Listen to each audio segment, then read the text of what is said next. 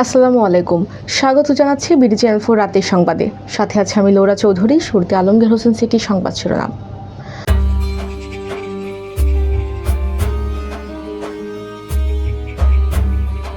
খালেদা জিয়া গণতন্ত্রের অগ্রযাত্রার অদম্য প্রতীক ডক্টর জুবাইদা।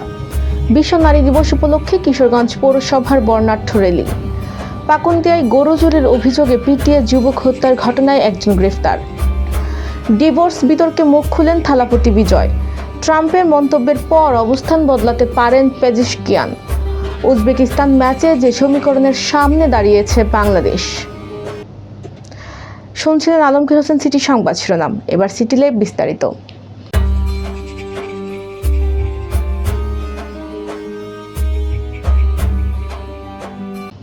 সাবেক প্রধানমন্ত্রী মরহুমা বেগম খালেদা জিয়াকে গণতন্ত্রের অগ্রযাত্রার অদম্য প্রতীক হিসেবে অভিহিত করেছেন বর্তমান প্রধানমন্ত্রীর সহধর্মিণী বিশিষ্ট চিকিৎসক ও সমাজকর্মী ডাক্তার জুবাইদা রহমান।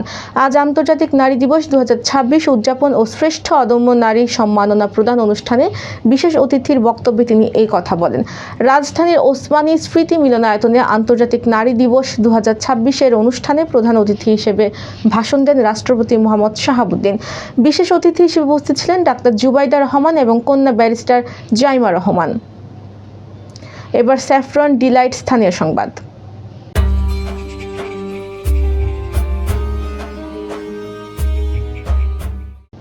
বিশ্বব্যাপী পালিত আন্তর্জাতিক নারী দিবস উপলক্ষে কিশোরগঞ্জ পৌরসভার উদ্যোগে বর্ণাঢ্য র্যালি অনুষ্ঠিত হয়েছে।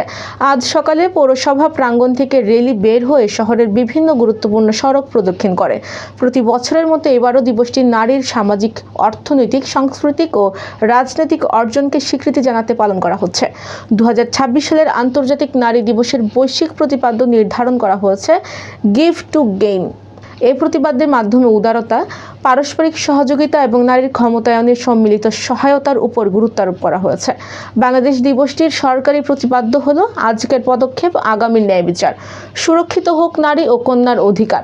এছাড়াও পাকুন্দিয়া, ইটনা, নান্দাইল সহ দেশের বিভিন্ন স্থানে দিবসটি পালিত হয়েছে।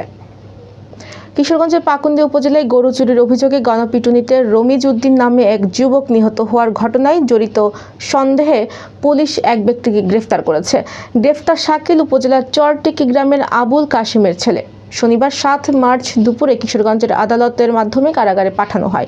পুলিশ ও স্থানীয় সূত্রে জানা যায়, শুক্রবার ভোরে এক যুবক একটি ষাঁড় গরু নিয়ে পুরাতন ব্রহ্মপুত্র নদের পাড় দিয়ে হেঁটে যাচ্ছিলেন। এই সময় সেখানে ব্রহ্মপুত্র নদের তীর রক্ষা বাঁধ নির্মাণের জন্য সিসি ব্লক তৈরির কাজে নিয়োজিত শ্রমিকদের সন্দেহ হলে তারা গরুসহ ওই ব্যক্তিকে আটক করে। পরে শ্রমিকদের চিৎকারের আশপাশের লোকজন ঘটনাস্থলে জড়ো হয়। এক পর্যায়ে উত্তেজিত জনতা ওই যুবককে মারধর শুরু করলে ঘটনাস্থলেই তার মৃত্যু হয়। এই ঘটনায় নিহতের বাবা হযরত আলী বাদী হয়ে শুক্রবার রাতে অজ্ঞাতনামা ব্যক্তিদের আসামি করে পাকুন্দিয়া থানায় একটি হত্যা মামলা দায়ের করেন। মামলার পর পুলিশ অভিযান চালিয়ে উপজেলার দক্ষিণ চরটিকি গ্রাম থেকে শাকিল নামে এক ব্যক্তিকে গ্রেফতার করে। এবার বেলিফুল ক্যাফে অ্যান্ড রেস্টুরেন্ট বিনোদন সংবাদ।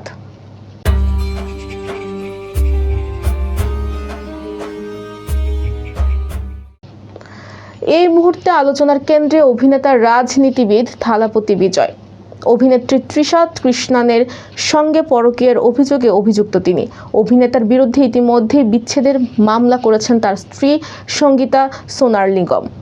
এ বিষয়ে এতদিন মুখ বন্ধ রেখেছিলেন বিজয়। এবার এই ঘটনায় প্রথম মুখ খুললেন, দিলেন ভক্তদের উদ্দেশ্যে বার্তাও। আন্তর্জাতিক নারী দিবসের প্রাক্কালে একটি বিশেষ অনুষ্ঠানে যোগ দিয়েছিলেন বিজয়। সেখানে নিজের ভক্তদের উদ্দেশ্যে তিনি বলেন, যা ঘটছে ও ঘটছে হতে দিন, এসবে কান দেবেন না, এই নিয়ে মাথা ঘামানোর কোনো কারণ নেই। এবার জীবনদীপ হেলথ সেন্টার আন্তর্জাতিক খবর।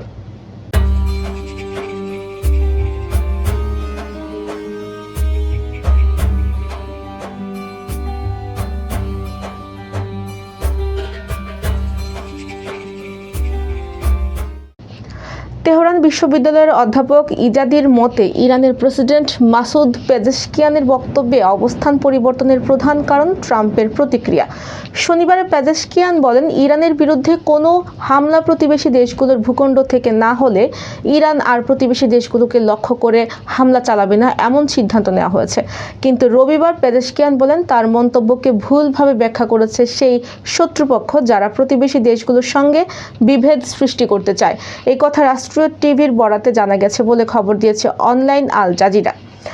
ইজাদি বলেন, এই ভিডিওটি প্রকাশের পর ট্রাম্প ট্রুথ সোশ্যালে একটি পোস্ট দেন, যেখানে তিনি বলেন ইরান নাকি ক্ষমা চেয়েছে এবং এটি প্রমাণ করে যে তারা আত্মসমর্পণ করছে।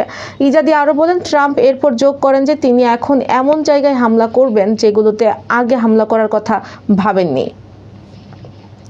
এবার জাপান এডুকেশনাল বিডি খেলার খবর।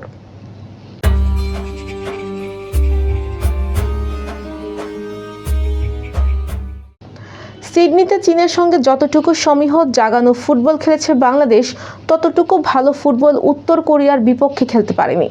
তবে আফিদা ঋতুপর্ণাদের বিশ্বকাপ খেলার স্বপ্ন ধূলিসাৎ হয়ে যায়নি, কিন্তু এই স্বপ্ন পূরণে বাংলাদেশকে পাড়ি দিতে হবে উত্তাল সাগর। যা পাড়ি দেওয়ার প্রথম পদক্ষেপ হিসেবে শনিবার অস্ট্রেলিয়ার পার্থে পৌঁছেছে বাংলাদেশ দল। পশ্চিম অস্ট্রেলিয়ার রাজধানীতে সোমবার তাদের প্রতিপক্ষ উজবেকিস্তান। 63 ধাপ এগিয়ে থাকা মধ্য এশিয়ার দেশটিকে হারালে কোয়ার্টার ফাইনালের সম্ভাবনা তৈরি হবে বাংলাদেশের। যদি কোয়ার্টার ফাইনাল নিশ্চিত হয়, তবেই জাগবে বিশ্বকাপে খেলার সম্ভাবনা। কোয়ার্টার ফাইনালে জিতলে সরাসরি বিশ্বকাপে চলে যাবে বাংলাদেশ, যদিও সেটা প্রায় অবাস্তব। দর্শক, সংবাদ শেষ করার আগে ম্যাপেল ইন্টারন্যাশনাল স্কুল সংবাদ শিরোনামগুলো আরও একবার।